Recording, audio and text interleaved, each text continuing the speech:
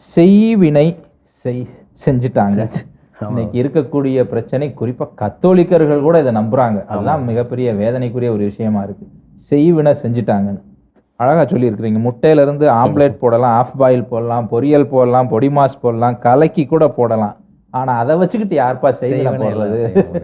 ரொம்ப இல்லை, செய்கிற வினை தான் ஃபாதர். நம்ம வந்து நல்லது செஞ்சால் நல்லது நடக்க போகுது. செய்வினைனா செய்யக்கூடிய வினை, வினைனா செயல். நம்ம செய்யும் செயல் அதற்குரிய பலனை கொடுக்கும். நம்ம நல்லதே நினச்சி நல்லதே செஞ்சோம்னா நமக்கு நல்லது தான் நடக்கும்.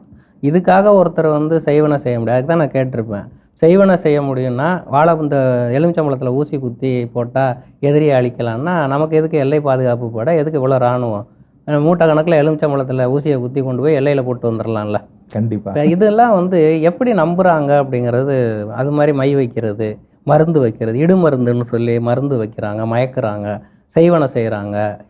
பில்லி சூனியம். சூனியம்னா ஒன்றுமே இல்லை. சூனியங்கிறது நத்திங், அதுதான் அதனுடைய பொருள். சூனியம் என்றால் ஒன்றுமில்லைன்னு இல்லை. அப்போ ஒன்றுமில்லாததுக்கு எதுக்கு நம்ம பயப்படணும்? இதில் வந்து போலி சாமியார்களுடைய ஆதிக்கம் அதிகம். அவங்க வந்து செய்வனை எடுக்கிறேன், அப்புறம் அவரே வைப்பார், அவரே எடுப்பார், வைக்கிறதுக்கு ஒரு காசு, அப்புறம் எடுக்கிறதுக்கு ஒரு காசு. அதுதான் அதில் சொல்லியிருப்பேன். அது என்ன கொடுமையாக இருக்கும்னா, இதெல்லாம் நம்பாதீங்க அப்படின்னு சொல்றவங்க அங்க கெட்டவங்களா மாறிடுவாங்க. கண்டிப்பா.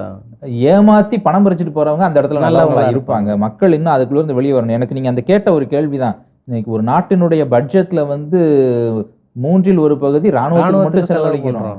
இப்படி எதிரி அழிக்க முடியும்னா இந்த ஒரு முட்டையிலையும் ஒரு எலுமிச்சம்பழத்தையும் வேலையை முடிச்சுட்டு போயிருக்கலாமே.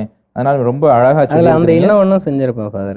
ஒருவனுக்காக மற்றவனை துன்புறுத்தும் வேலையை தெய்வம் செய்யாது. அப்படி செய்தால் அது தெய்வம் ஆகாது. சில கோயிலில் காசை வெட்டி போடுவாங்க, அவன் அழிஞ்சு போட்டோன்னு. அப்போ காசை வெட்டி போட்டுட்டா அந்த சாமி போய் அவனை அழிச்சு போடும்னா அதுக்கு பேர் அது சாமி கிடையாது. எந்த தகப்பனும் தன் குழந்தைய கொள்றவன் கிடையாது. அப்படின்னா அதுக்கு தெய்வம் இல்லை. அந்த மாதிரி ஒருத்தருக்காக தெய்வம் போய் ஒருத்தர் அழிக்குதுன்னு சொன்னால் அதுக்கு பேர் அது தெய்வமே இல்லை அப்படின்னு தான் நான் சொல்லியிருக்கேன்.